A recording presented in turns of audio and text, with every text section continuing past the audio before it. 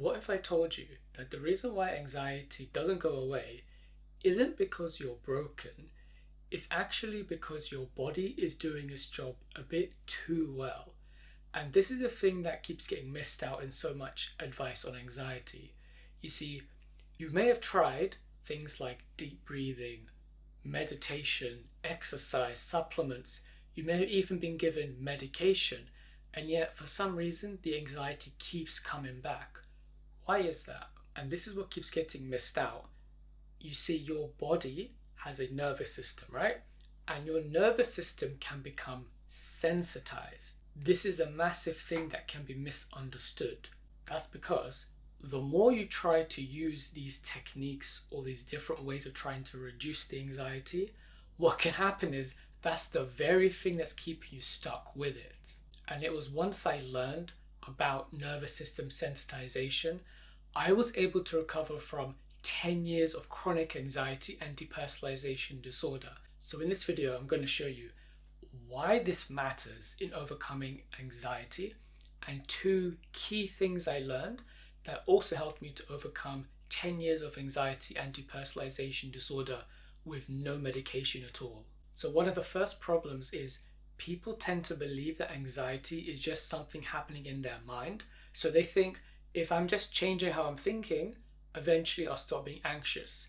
That's a big mistake because anxiety isn't just a mind issue, it's a body and mind issue. So you have to think of your body and your mind being connected. And it's important to understand this because your body has a nervous system, right? So what it's doing is receiving signals. So it's not just your brain that's doing that, but your nervous system is too.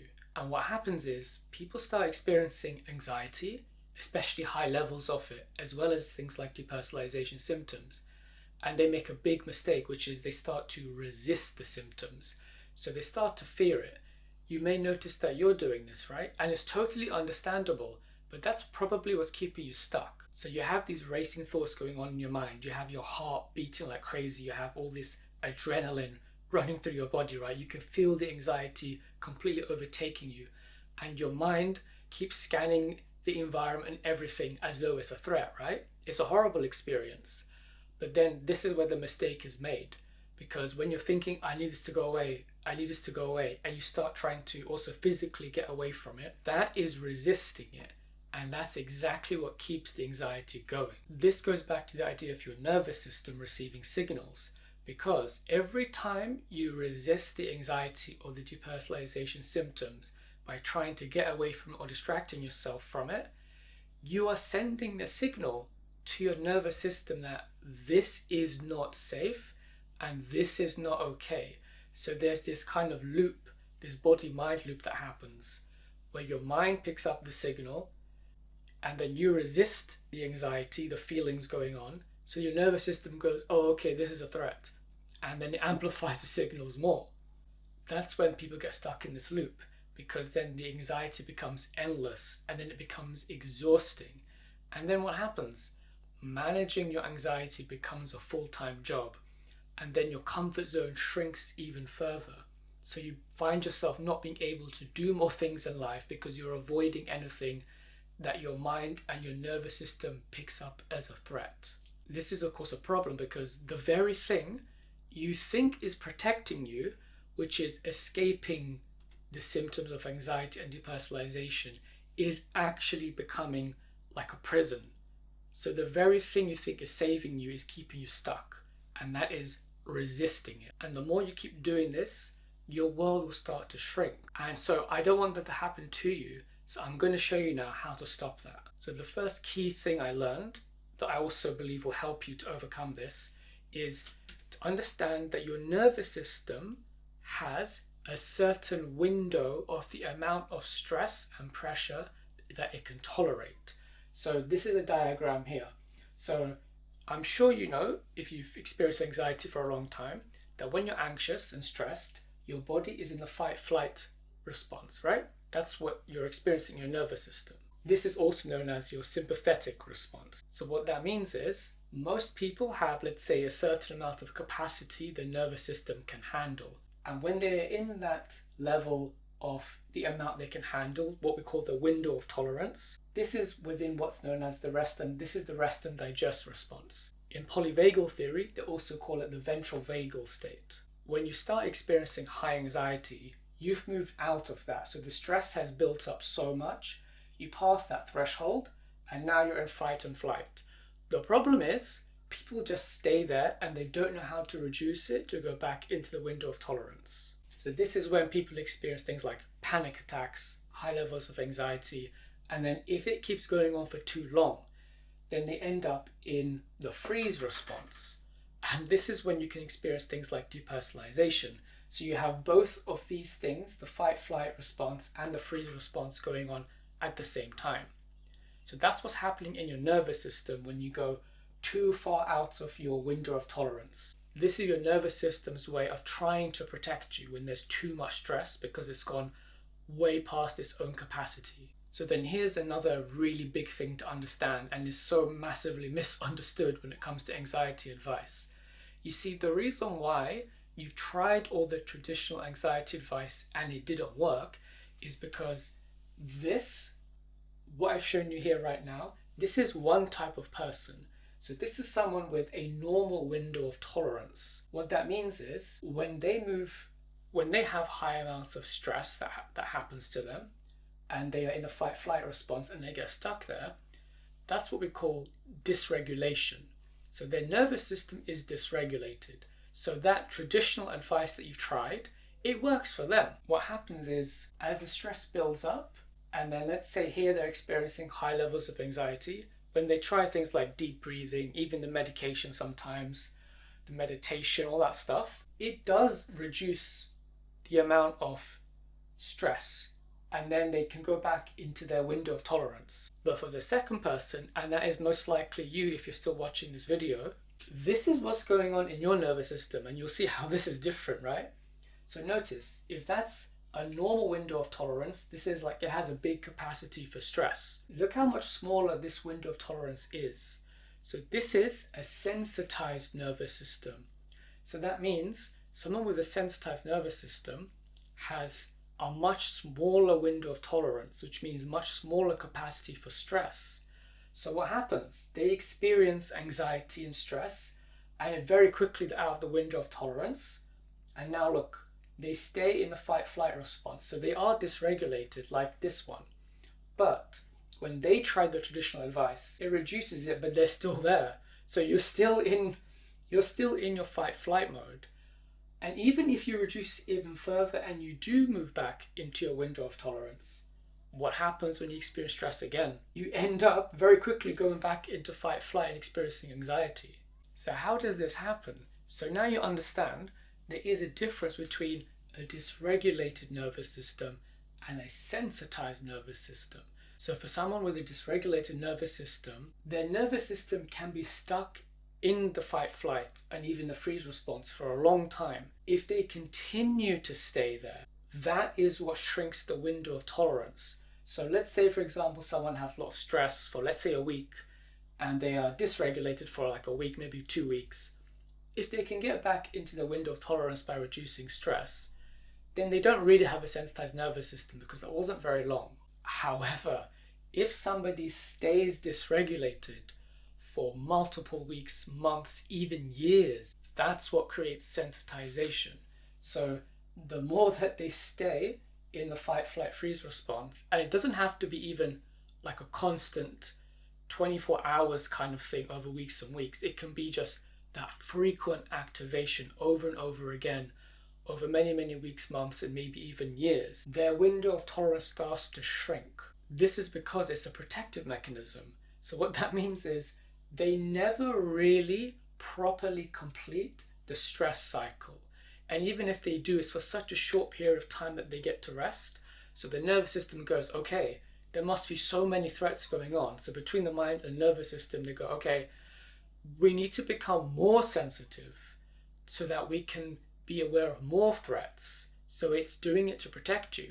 You could think of it like a car alarm or like a smoke alarm that becomes overly sensitive over time as a way to try and protect you. It's like that. So that's why when you have anxiety and then you get better, you say, oh, okay, I'm fine now. And then like 2 days later, you're like, why am I back to anxiety? because it's highly likely that you have a smaller window of tolerance because of a past of chronic stress and anxiety. And also, it can also be unresolved trauma, because what is unresolved trauma? It's actually the sympathetic activation. So you could see it as stress that was in your body and then it had to be suppressed. That's what can happen with trauma. So that level of trauma, that stress, stays within your body and it's stuck.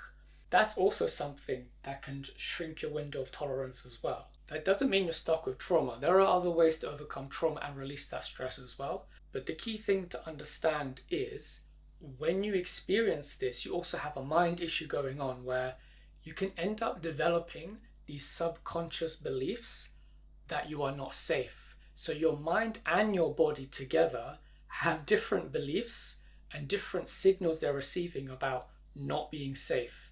That also is driving the chronic anxiety. When you consider everything I've just said, think about your own experiences in trying to overcome anxiety. Because what can happen is, because of these experiences, not just the subconscious beliefs of being unsafe, but also your nervous system having that signal constantly of being unsafe, then when you try to, let's say, meditate, or when you try deep breathing exercises or other things to try and recover, to try and reduce the stress, what can happen is the type of energy that you're using to do it creates the stress. So let's say you try to do deep breathing, but if you're doing it with the mindset of this needs to work, like you're trying to force it to work, that still sends the signal of stress to your nervous system. And that can understandably be very confusing because you're thinking, well, why did it work for these people? I'm doing deep breathing, I'm doing the meditation, I'm doing all these things, doing the exercise, and it's making it worse. It's because of that. It's because you can also be trying to force it to work. So that is also a type of resistance. So although you think you are doing something to help reduce it, that is a thing that's keeping it stuck. Is they're trying to force it and also trying to get away from it. So trying to force the solution and trying to get away from what you see as the problem. So then what is the solution? If you have a sensitized nervous system, you need to do the opposite.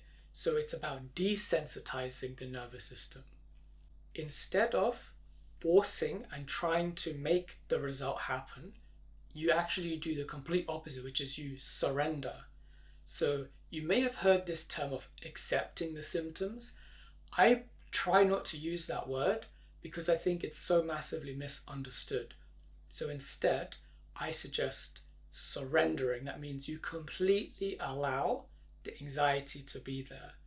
You literally just sit with the anxiety and you don't resist it. And you keep doing that over and over again consistently. Because what does that do? That sends the opposite signal to your nervous system. So I'd like you to imagine this. Imagine you have a baby and the baby is crying and you've tried everything to try to get the baby to stop crying. You've considered all the things it might need, but it's still crying. What do? Do you pick up the baby and say, stop crying, start shouting at it? No, that's going to make it worse, right? That's the kind of thinking that you should have with your nervous system. Because every time you try and resist, every time you try and force a result, it's like trying to force a baby to stop crying. What you would do with the baby is you would hold it and you would just be with it and you would let it cry. And eventually you've done everything you can. If you leave it to be, just leave it and hold the baby, just be with it, give it that attention, eventually it will stop crying. That's the kind of mindset to have when it comes to overcoming anxiety with a sensitized nervous system. All that baby wants and what your nervous system wants is to feel safe. So the more you consistently give that signal of safety by just allowing the anxiety to be there, allowing the depersonalization symptoms to be there, and just continue on with your life as best as you can, bit by bit over time, it starts getting the signal, we felt the anxiety and it was fine. Like the anxiety wave actually went, because anxiety comes like a wave, right? And the more you allow the depersonalization symptoms to be there, your mind also learns bit by bit, I didn't try and run away from the symptoms. I just kept looking at them. I kept getting on with my life. Sometimes I noticed it, sometimes I didn't.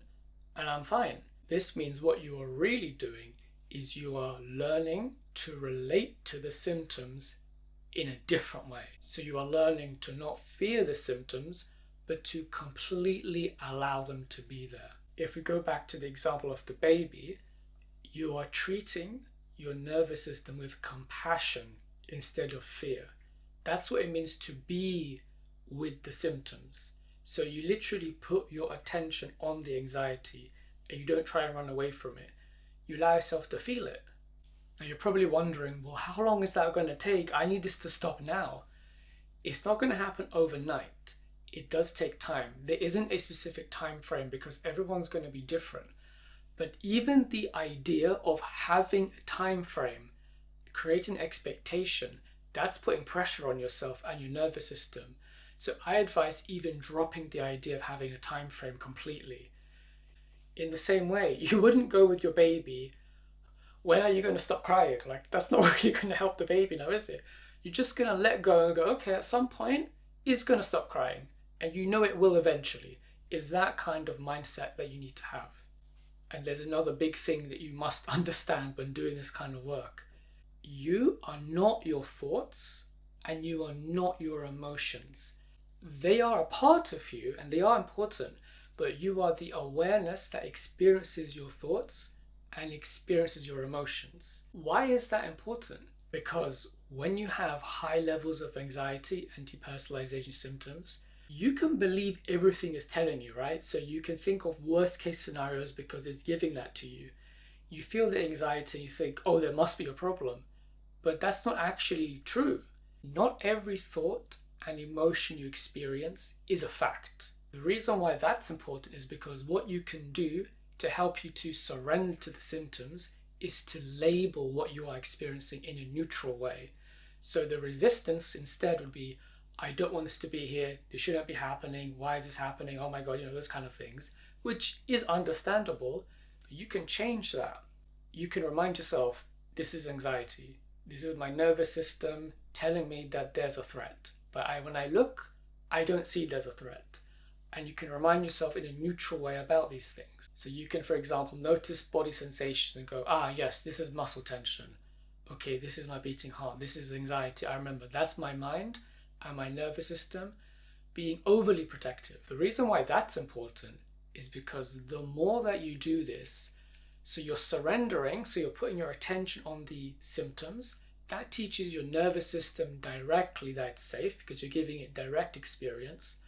But when you also think thoughts that are more neutral about the symptoms, you are slowly but surely changing your subconscious beliefs about anxiety and about feeling safe. Remember, something that is uncomfortable doesn't mean it's dangerous. Because here's what happens. When we have anxiety, if you start to experience high anxiety and then you start to resist it, right? This is the loop that you're probably stuck in. So you start resisting it, thinking, oh, it shouldn't be here, and you try to get away from it. Maybe, for example, if you have maladaptive daydreaming, you go into daydreams to escape the anxiety. You do everything you can to get away and suppress the anxiety. So that's known as resistance. That resistance gets picked up as danger by your mind and your nervous system. So then it goes, oh, this is dangerous, more anxiety. And then what happens? You keep going around in this loop, and then this just keeps your window of tolerance small and keeps the sensitization of the nervous system going. Now, I need to be honest with you. I know it seems simple when it's explained in the video, but we know this is not simple at all, and it can be very, very uncomfortable. But that doesn't mean that it's not possible. People do recover from a sensitized nervous system. I mean, I did it after having 10 years of it. And one of the key things that I see that holds people back from even trying these things, and it's something I've seen with some of my coaching clients as well, is sometimes you not only can develop subconscious beliefs of not being safe, you can end up having low self-worth. So when you have chronic anxiety and depersonalization for so long, you end up feeling terrible about yourself, right? There can be a lot of shame and a lot of guilt. And what people don't realize is that actually can hold you back from trying to recover. Because you might be watching this video thinking, okay, yeah, it makes sense. And what happens? Because I did this for years. You go and you start trying it, and maybe you get some success, maybe you don't. And then what happens? We go, I can't do this now. Why does that happen? Think about it. It's because deep down, this happened to me, you end up developing this deep belief of not being worthy of recovering. So the moment you experience some difficulty, your mind goes, no, see, look, that means we can't do it because we're not good enough. And then you go, okay, yeah, I'm not going to do it. So I don't want that to happen to you too.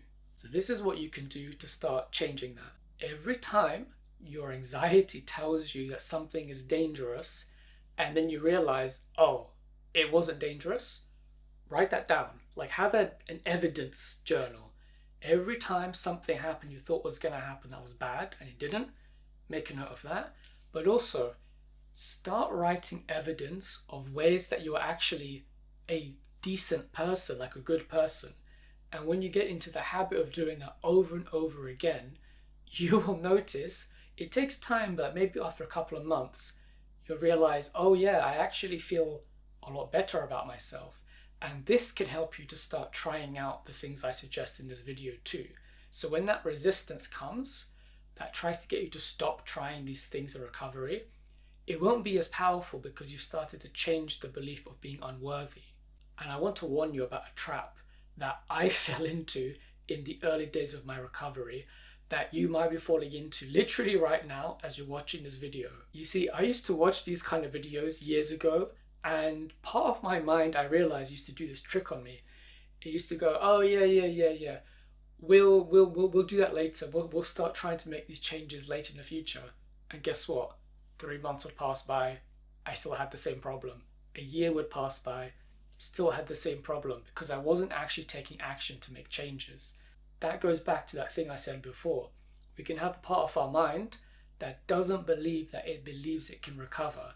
It can believe we're not worthy to recover. So you might notice when watching this video, you have that part of your mind too. And it's telling you things like, it's okay, like we're surviving, yeah, we've got this anxiety, we've got these mental health issues, but we'll be fine. Like we'll try this maybe next month, in 2 months.